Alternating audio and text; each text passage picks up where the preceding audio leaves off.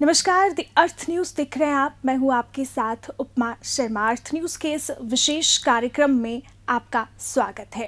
इस कार्यक्रम में बात करेंगे आज के खास मुद्दे पर।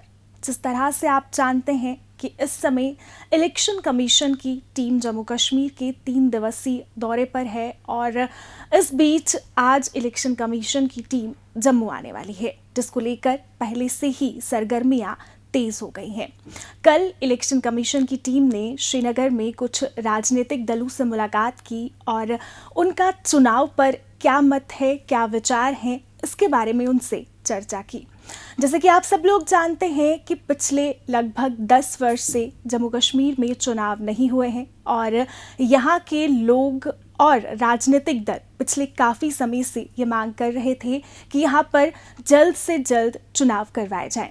और आप सब जानते हैं कि अब जल्द ही लोकसभा के चुनाव होने वाले हैं और इसी बीच इलेक्शन कमीशन की टीम यहाँ पर पहुँची है। और ऐसे में राजनीतिक दल जो वैसे तो विचारधारा में अलग अलग मत रखते हैं, लेकिन इस समय एक ही मत पे आए हैं और ये मांग रख रहे हैं कि लोकसभा चुनावों के साथ साथ विधानसभा चुनाव भी यहाँ पर करवाए जाएं।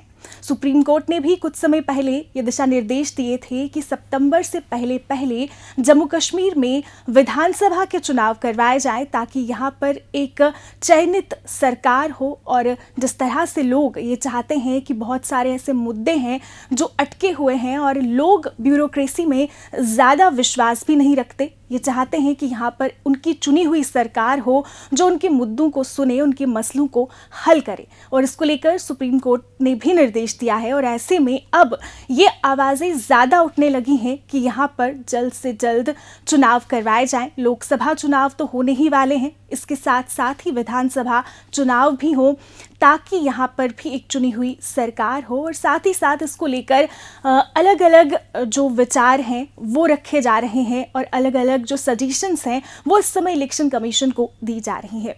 कल इलेक्शन कमीशन की टीम ने कई राजनीतिक दल जिसमें एनसी, पीडीपी, कांग्रेस, बीजेपी, इन सब से मुलाकात की और लगभग हर एक राजनीतिक दल इस समय यही चाहता है कि लोकसभा चुनाव के साथ साथ विधानसभा चुनाव भी हो।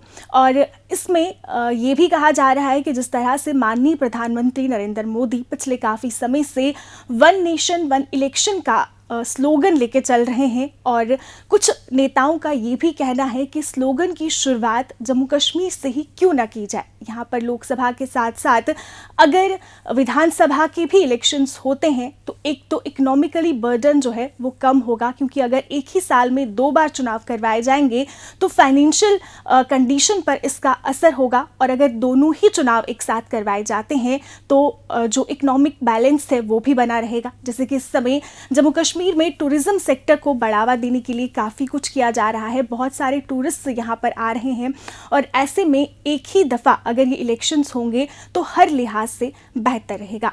आज इलेक्शन कमीशन की टीम जम्मू में भी कुछ राजनीतिक दलों से बात करेगी, कुछ सिविल सोसाइटी मेंबर्स से बात करेगी और उसके बाद एक मीडिया इंटरेक्शन भी रखेगी और उसके बाद ही ये तय हो पाएगा कि क्या यहाँ पर जो चुनाव हैं दोनों ही चुनाव एक साथ होते हैं या अलग अलग होते हैं।